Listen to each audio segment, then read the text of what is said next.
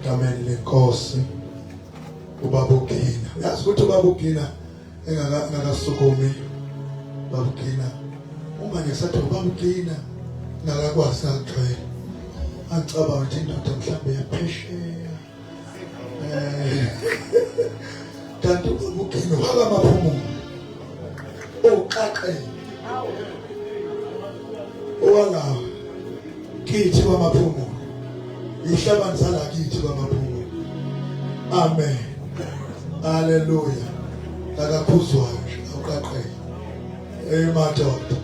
Siyabona ukuthi ishake wezwi kaNkulunkulu ubaba uGina.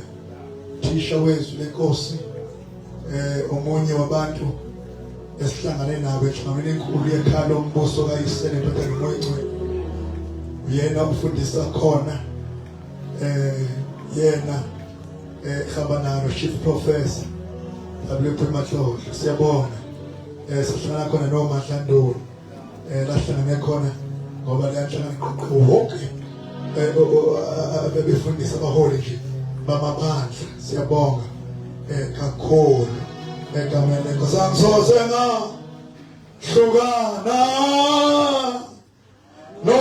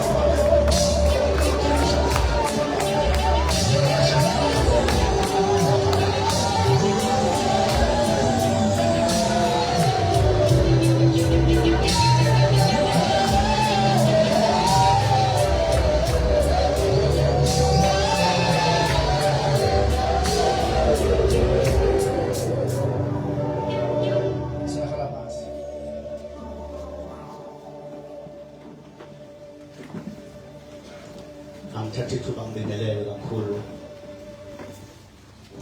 udokotela uphakathi nomama bahostela inkonzo egameni likaJesu. Ngiyacela sibashayele izandla.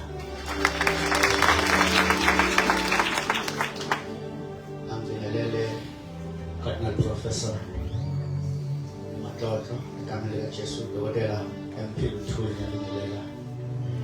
Mfundisi Mkhize nomama ngiyabingelela. Mfundisi uKhuzwayo nomama ngiyabingelela. Abafundisi bonke abakhona kule ndawo ngiyabingelela. Abazalwane bonke abakhona, omama nobaba ney'ntombi ney'nsizwa ngiyabingelela egameni likaJesu.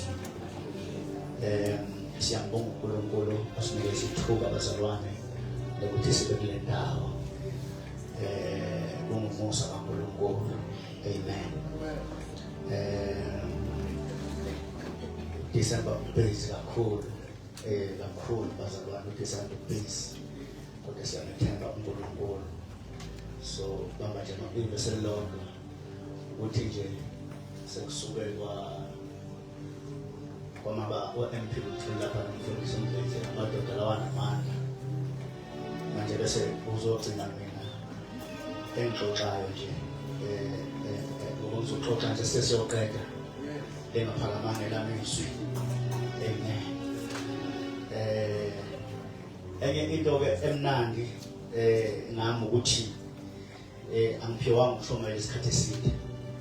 Nami ngiyafisa ngelibe noxolo lokushoma isikhathi eside. Nginoxolo lokushoma isikhathi esifishane. Amen. So ngiyafisa nami ukuthi awunange ngivuthe nami ukushoma abantu bazobuka amawasho uqeda nini. Ngiyafisa nje nami ukuthi mangishumayela Trakaki kalile. Amen. Siyambonga kakhulu uNkulunkulu bazalwane. Asibonge invite. Dokotela ngizange ngempela ngoba kuwe ngendlela isimo esingangivumile ngakhona. Kodwa siyambonga kakhulu uNkulunkulu. Asibonge le invite umenywa ukuthi sibe kule ndawo enkonzweni enkulu kangaka. Siyambonga kakhulu uNkulunkulu. Ngizokhuluma nje lokho uNkulunkulu akubekile enhlizweni yami. Ngingakagcina isibongo njengoba sekushiwo ngokuzalwa lapho khona la kaMaphumulo. Ngifunde uDimandi kusukela first year. Mase ngaqeda eOptimate ngazele eThabeni awufunda khona high school kusukela ngiqala ngaze ngayoqeda. So kahle ngumsinzo kuyimilela la phesheya ngiyelate.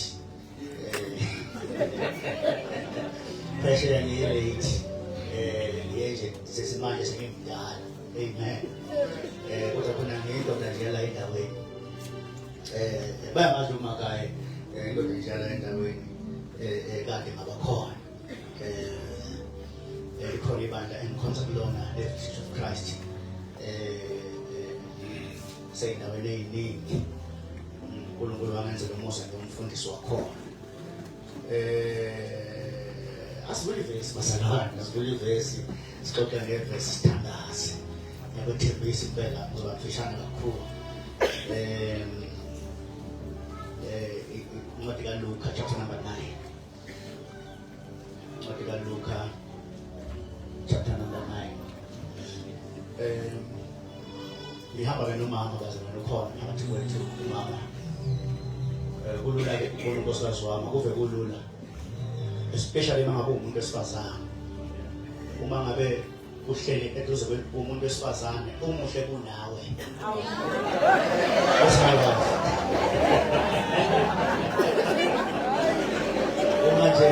Uma nje umuntu wesifazane uma uthi uyaqalaza eduze kwakho ubone ukuthi lo uhleli eduze kwami muhle kunami.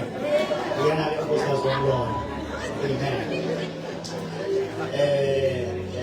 Futhi Mkhize okunye ke ngihambe nonkosikazi wami ngihambe naye izandla esokuthi ungikadeli iwashi. Uyangenza mase ngikanda bese kunesanya eshayayo uma sefuna ngivale. Yes, ngoba uyangigada kakhulu ukuthi ngingathantathi. So ungidinga so kuyakwenzeka uma usuvutha ugcina usuvutha ukuthi kuneso ke angibuka ngalo nawe dokotela phakathi ukufundisa umama wakho mase ngibheda wongibuka kanje mase ngiyazi ukuthi hayi sithi ke angisashaya ikona sengiyabheja so naye nje mangishumayela ukuthi ngimqalaza ngithi use right uma ngabe ngasekho ngathi ngibone bese ngidedela imali masifike emotweni kusuthini nje That's advantage of one Coscas, Jabazalwane. It's an advantage of one Coscas. Kubalekile ukuba nonkosikazi okwazi nokuyilalela ukulalela nje. Abenzi usikhathi ungaphindi uyisho le nto. Amen. Asibambele bazalwane verse number 34. Standards verse number 34. Angazi noma ukhona yini one contract yokufunda la ekhaya asifundele onejwayele ukunikeza le contract yokufunda asifundele verse number 34 no verse number 35 phela bese siyathandaza verse 34 yes esikhuluma lokhu kwafika ifu labasithi beza besaba ekungeneni kwabo efwini Luka 9 verse 34 Luka chapter 9 verse 34 sisithole sonke bazalwane masithole sonke sithi amen okay funda esakhuluma lokhu kwafika ifu labasithi beza besaba ekungeneni kwabo efwini verse 35 wavela izwi efwini lathi lo uyindodana yami ekhethiweyo yizweni. Ngicela ukuthi uphinde futhi ufunde njengomuntu ofunde esabiyazi. Ufunde ngesizulu. Funda. Esakhuluma lokhu kwafika ifu labasithi beza kasiyabasithekeza besaba ekungeneni kwabo besaba ngesikhathi besefile besaba ekungeneni kwabo efwini yes besaba ngesikhathi besefile wavela izwi efwini kodwa khona efwini bephakathi besaba benjalo lo uyindodana kodwa kwasavela izwi bephakathi efwini besaba besefile kodwa ngesikhathi besefwini kwasavela izwi lathini izwi lathi lo uyindodana yami selithi izwi lo uyindodana yami ekhethiweyo yizweni ngizokhuluma lamazwi athi namhlanje yizweni sothi masiphuma nje la sikhulume nje lamagama athi yizweni noma ngabe isimo sakho sinjani kodwa ngizothi namhlanje kuwe awumuzwe uzama ukulungisa indlebe zakho nje zokuthi ukwazi ukumuzwa ade sifundayo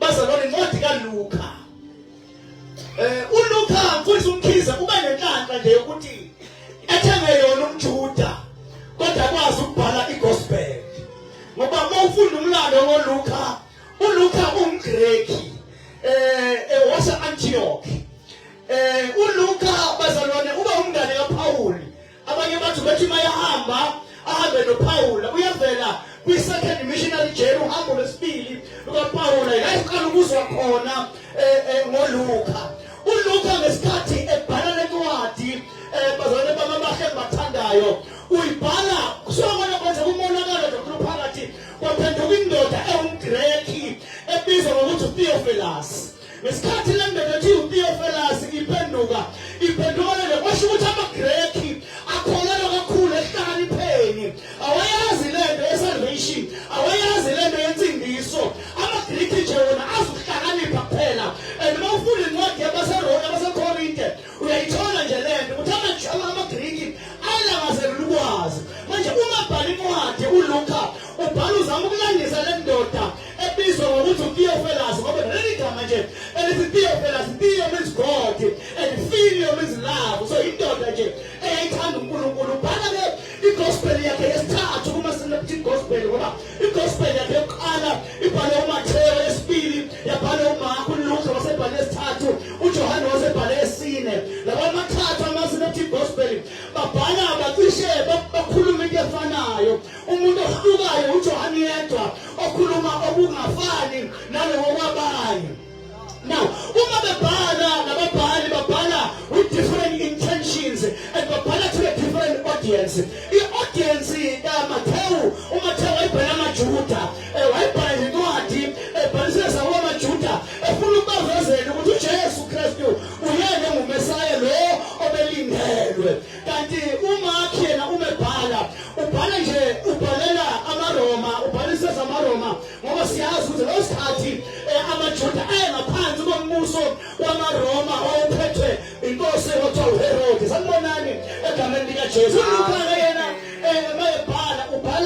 ubhalela amaGreki, ngesikhathi ebhala amaGreki ubhala impilo yakhe uthi indodana yomuntu ize ukuzofuna nokuzosindisa okulahlekileyo, ngoba inhloso yakhe yokubhala wazoveza uJesu engumuntu engesiyindodana, uJohane ezomveza indodana, kodwa umuntu kanayebhala ubhala nje ezomveza uJesu ewumuntu, ngoba uJesu bazalwane ube nama-nature amabili. He was fully God, uNkulunkulu egcwele, and he was fully man, ewumuntu futhi egcwele. Kunezinto uJesu azenze esenguNkulunkulwini bakhe, ngoba khona izinto uJesu azenze ewumuntu nje phaqa. uJesu kuyagijima phezu kwamanzi, esikhathi ehamba phezu kwamanzi ubesehamba ekhaya ezulwini. Ngesikhathi uJesu ethi ngilambile ubekhuluma ubesenyameni, ngesikhathi efika emthonjeni waseSamariya ethi ngiphuzise amanzi, wayeyikhuluma kwi-level yasemhlabeni yokuthi umuntu. Kodwa uma ngabe ethi umuntu akaphili ngesinto sodwa kodwa uphila nangamazwi avela, wayekhuluma kwi-level kaNkulunkulu. Hayi madoda, awunisasona esontweni. hayi kini, Manje uma ngabe hayi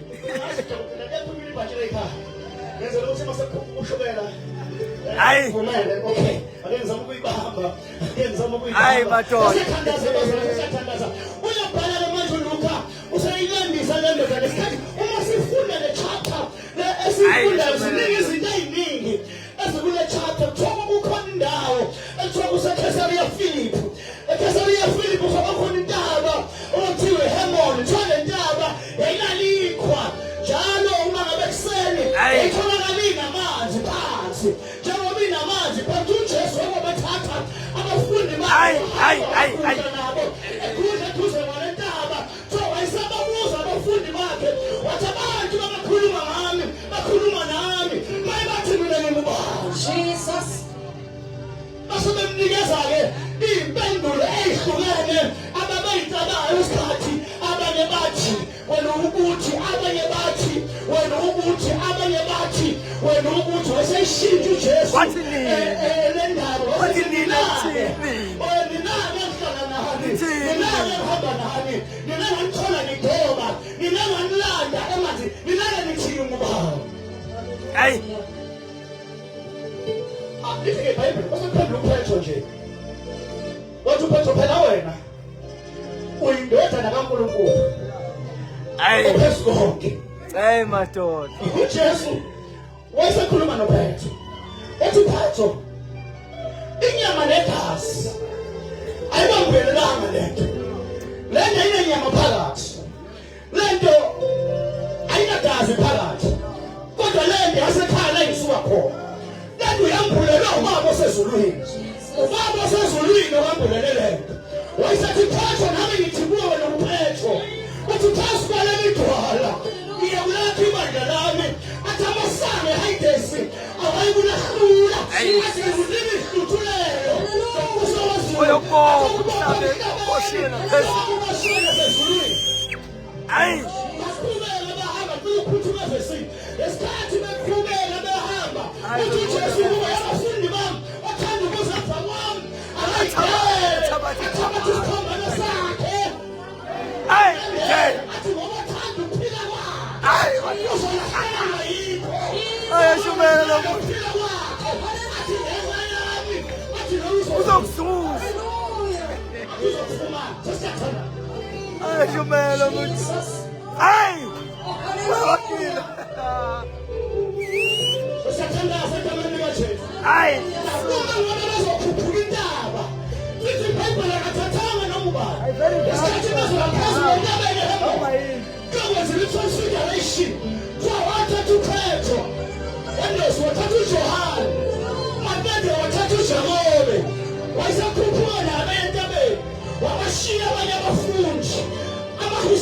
science nama-Bible scholars athi leyo ndawo yayingakhuphukeki ngoba ngesikhathi bakhuphuka bakashibilika babuyela emuva. Kodwa into eyabenza bafike phezulu ukuthi abafundi ngesikhathi balandela uJesu anyathele khona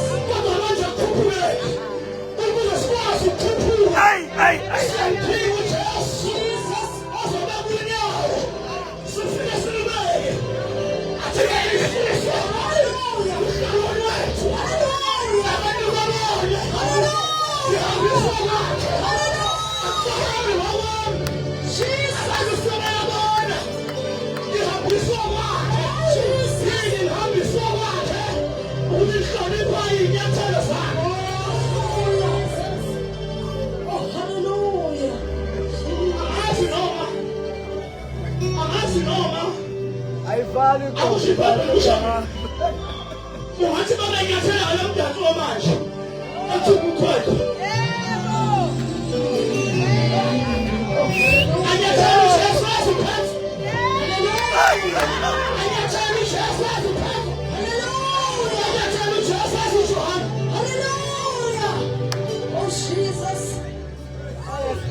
uJesu bafuna bafike entabeni ephambili entabeni ephambili ufuna bafike kodwa into zobafikisa ukuhlonipha iy'nyathelo zakho into zolenza bafike esikolweni sentaba ukuhlonipha ama-steps akho.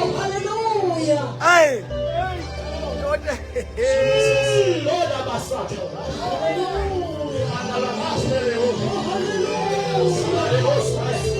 bafike entabeni lithi ibhayibheli babethandaza.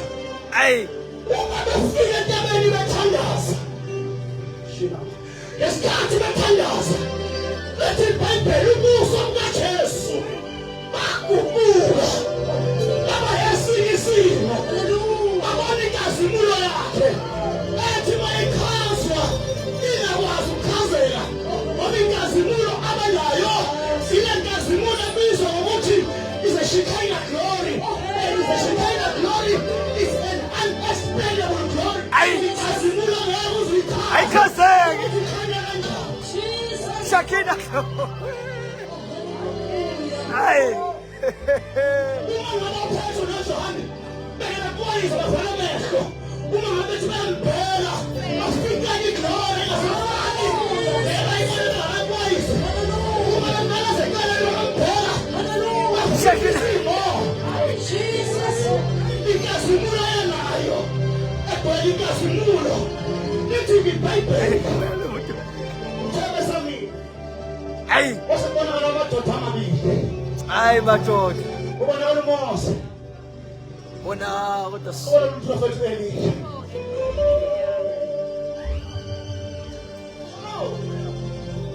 Uma ngabe lamadoda ngizi ebonakala ehla efika uLuke yena yedwa usitshela ukuthi ayizokwenzani ngoba uLuke usitshela ukuthi ayezokhuluma ngendiphatha yakhe. Ithi King James Version ayezokhuluma nge-Exodus kwamanye amazwi ayezokhuluma ngoJesu azoshiya umhlaba ufudu. so kwakuzoba nje i-meeting kwabanje i-meeting kwakhulunywa uMose wadedela yonke iPentateuch wadedela yonke iTorah wadedela zonke iy'ncwadi kaMose wathi Jesu Hey! Hey! ngicela ukunikeza wonke umthetho Watatela umshayelo. yonke imithetho engiyibhalile Wayidede. uyithathe yonke. Shit. Manje ngapha uJesu sekhuluma ngendaba le. Uma ngabe seyisama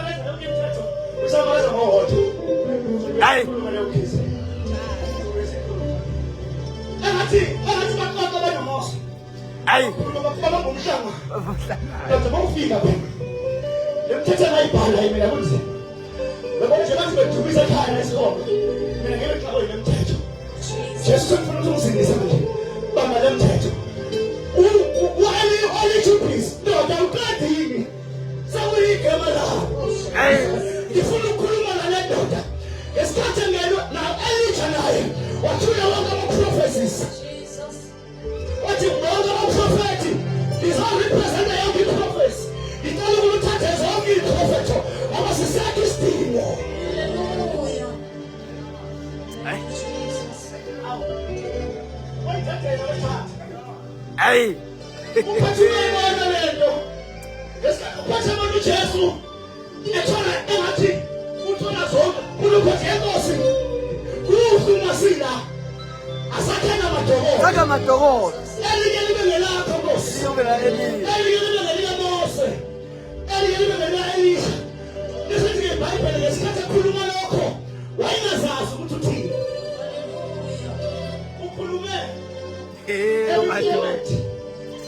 yokujabula. Ayi bafowethu kulungile. Ukhulume kwimoment yejoy. Kanti akazi ukuthi in few seconds kuzongena imoment yefile. Kuzongena imoment yokwesaba. iBhayibheli layisifunde khona. Awona layisifunde khona. Ayi. Uthatha ikhuluma le nto kahle kahle awusasikile nesi. Sesifika sisayibisi. Yaza ikhuluma le nto manje ukhetho. Esathi kuhle umasilapha saka madokodo. Kuthiwa kwasevele kunyakaza izulu. Kwavele kwafika ifu. Levele lamboza. Ngesikhathi lamboza ifu. Kuthiwa kwafike lokho. Wesaba. Few minutes ago, babekade ebenejoy. Bengafuni ukusuka abanye bathi kuhle masilapha. Within 2 minutes, sebefikela ukwesaba.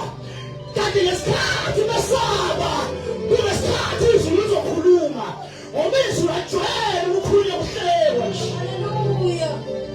uNkulunkulu umazokhuluma, uyayakha i-atmosphere yakhe. Akakhuluma uNkulunkulu, i-atmosphere yekho sorted. uNkulunkulu umazokhuluma,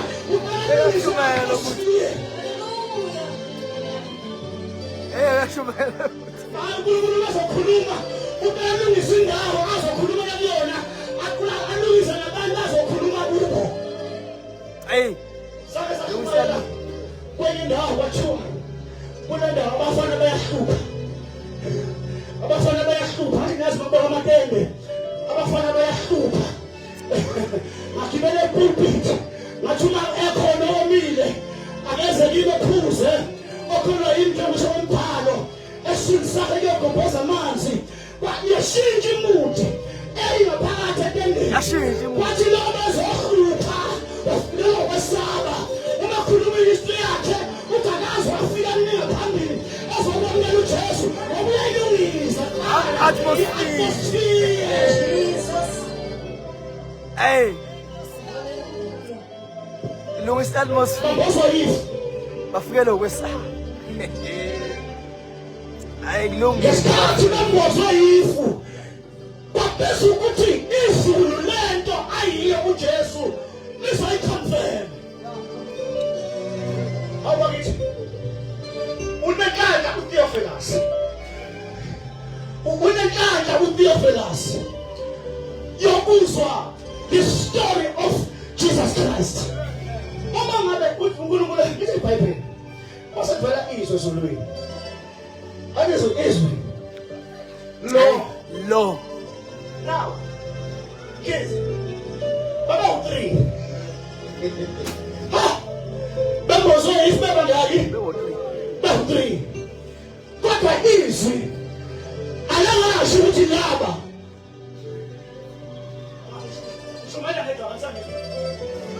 Izwi alangabathathu. Ukhona uMose. Ukhona Elijah. Ukhona uJesu. Kodwa alisho izwi ukuthi laba. Kodwa lithi lo. Ngesikhathi lelizwi lithi lo,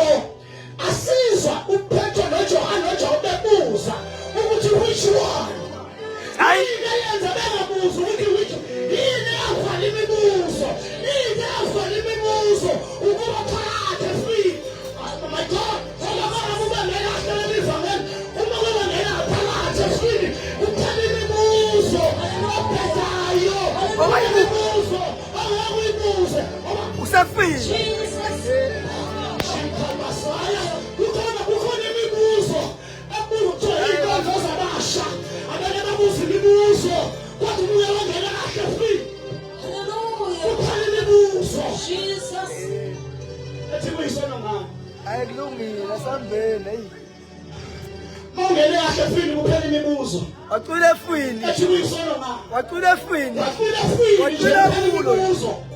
Ethi waye bandleni kwenziwa lokho. Wacula efini nje. Usafini. Ngene efini wena. Ngene efini. Kulezi kulele ngene efini. Ngene efini. Kunabantu abazongena efini. Ngene efini. Ngene efini. Kulezi. Ozolisa. Uzothola nendlela sikamoya. Ngene ukwazi ukulalela uzwe. Ngene efini. Ngoseka efini. Hayibo.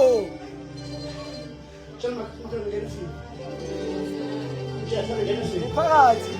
Ngoba ngiseceleni. Ebandleni uyaphuzwa kakhulu wena ngenifini. Ngiyabona phakathi. Wena ngenifini. Kela makhelwane ongena efini. Kunendaba ebandleni wena useyigama lakasana ngenifini. Ukephi ne? Bashaba ngeleadership awusali wena ngenifini. Ngene efini wena. Ngenifini khona into azoyizwa. Ngene efini. Uyacomplain bakufuna iminikelo ebandleni ngenifini. Bakufuna izinto ebandleni ngenifini. Hayibo. Unobuthakathaka enyameni ngenifini. Kunezinto ezihlulayo ngenifini. Inyama yakhe iyahlula. Ngenifini. Ekumoya ngenifini. Izwi lizokhuluma. Lizokhuluma. Hawu kodwa Nkosi. Alizokusho ukuthi that lizothi this. Is. Aye. This This is my son. Aye. listen to him. Aye. Now let it come anything. Aye Listen mafowethu. to him. Lisho ukuthi khona azokusho. Export ngiyathandaza. 5 minutes. Let it come anything. Listen to him. Aye Lisho ukuthi madoda. khona azokusho. Khona into azoyisho. And la azoyisho. Sometimes yaba nonsense. Kodwa funa uyithathe. Lento azoyiwa mkhizi. Uyakwazi ukuthi athi gcwalisani imbiza ngamanzi. Kodwa kuba kuphela iwayini khona. Azokusho nje. Nawe uzophendula namhlanje. Nawe uyabamba khona azoyisho. Khona azoyisho. This is. Aye. Khona azoyisho. Listen to him. Aye madoda. Gcwalisani imbiza zamanzi. Ngalezi imbiza thoka wezohlala. Kodwa into ephelile yini emshadweni? Iwayini. Kodwa khona azokusho. Aye madoda. Uzowathi hamba ofasta wedwa. Manje uma ethamba ofasta wedwa ungabiza abazalwane. Khona azokusho. Hamba wedwa. Uma usimeme lapho. Kanti yakholekile nje la isithanda. Kanti yakholekile.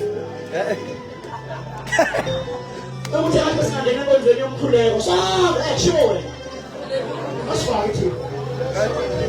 Wena ngelefini, usakhuluma nawe manje. Khuluma ngawe. Wena musefini, ukhulume nawe. Aye. Enzenjani wena? Thandaza. Thandaza. Fasting. Ikhona into azoyisho. Khona into azoyisho. This is. Uthi, uzophatho, Cardinal. Uma bunguwe. Say something. Shona. Isho uma ngabe bunguwe. Ngiza. Nami ngizohamba phela kwamanzi. Isho. Isho. Khona la ikhuluma ukuthi azaqala ngasho lutho. Mina ngazi bakholwa kanjani abazalwane bamanje. uJesu bahamba naye ngasho lutho. uJesu uhlala naye ngakhuluma lutho. Ngizomemezela namhlanje inyamazane. Ngizokhuluma ngoJesu memeza. Ngizokhuluma ngoJesu okhulumayo. Hallelujah. Hayi kulungile madoda. Ethi ke iBhayibheli wahamba phela kwamanzi. Webazalwane webuzwane. Mina nisukela ngibona ukuthi ngimgcina ukathi aphosela. Kanti kuyihistory nje wena yedwa uhambe phela kwamanzi.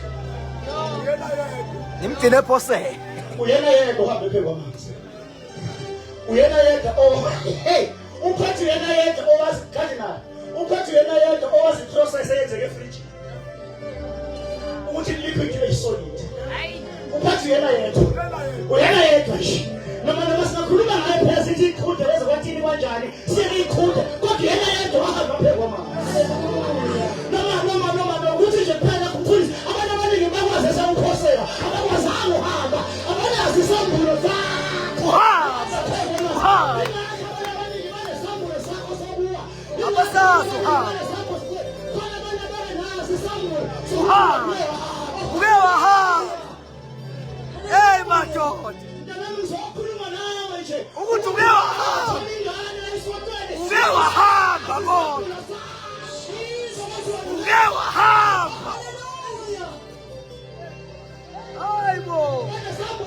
sengihamba ngiyabonga. Baze bakhipha kwi-worship team ngoba sewile. Kanti uke wahamba. Uke wahamba. Hayi madoda.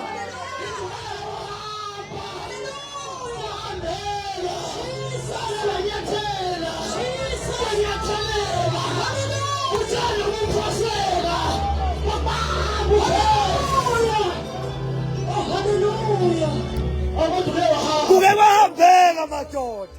Hayi. Uke wahambeka.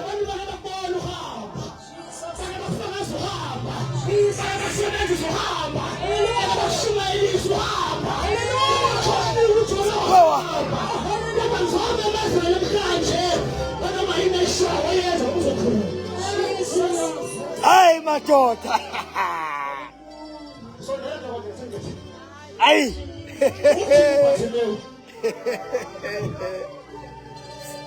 Uthatha udaba uyamgcoba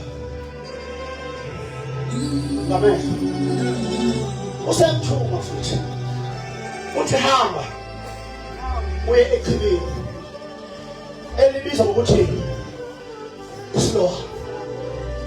Ngamanye amazwi kunamachibi ozowabona kodwa awuthunyiwe kuwo. Akungakhona esuku eminqamba ngokuthatha elinye ichibi lizo Uzwana. Ay. Leli. Manina amachibi. Elinye ichibi ebazobuyiswa. Manina amachibi. Bazokwenza izinto eziningi emathini ahlukene. Kodwa wena uthunywe. Ukhona ozodlula kokuqala. Athi mina sengisindile kokuqala salusungena la. Athi lo thunyiwe yamthunywanga kuleli manje. Ngithunywe mana sesilowama. Udlulele kwelinye. Ubathole besindile. Ubathole benqaliswa. Uthangizile uzongqaka. Nkosi mangibona. Ay. Hayi uJesu khona. Ulungile bafowethu. Azobuya. Jesu khona azobuya. Jesu khona azobuya. Abantwana uthapha nomncwabo bethwele ibhokisi. Kusho yena uLuka lo. uLuka wenza umhlola. uLuka awubona ngosami nasisikhathi. uLuka dokotela wenze umhlola. uLuka ngowe profession yakhe so he was a great physician. Ngamanye amazwi wayekudokotela. Mawufunda futhi ujula kusho not an ordinary doctor, he was a specialist. uLuka. Kodwa ziningi izinto encwadini kaLuka eziphambana neprofession yakhe. Incwadi kaLuka isitshela ukuthi uJesu wavusa umuntu elengcwadi. It means that person was declared ukuthi ufile. Bona mngame ngokusondela. How, ay mama. Sondela. Ay akube.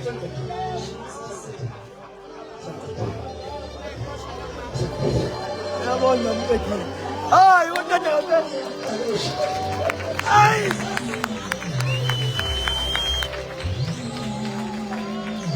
Ay. Ay.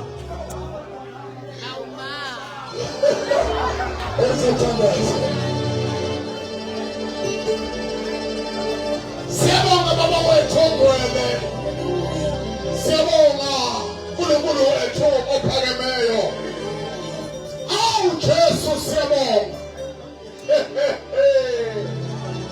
Siyabonga uNkulunkulu omuhle kangaka. Siyabonga. Wena uNkulunkulu okhulumayo. Siyabonga. Nkasimulo yaphakade.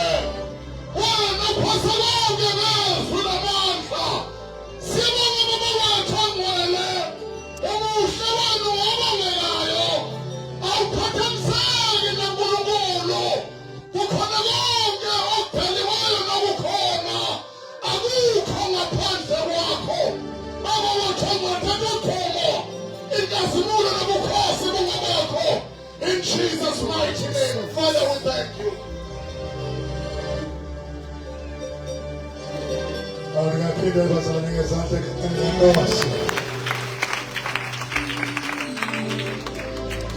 Oh bazalwane. Kodwa bafowethu. Hayi. Kodwa bafana bakithi kina mfethu senzani kahle. Senzani bazalwane sanibonani. Bafowethu ngiyacela uyayibonisa ukuthi ungamfundisa imanzi kanjani manje. Asicela umama nje ayosiwashela yona.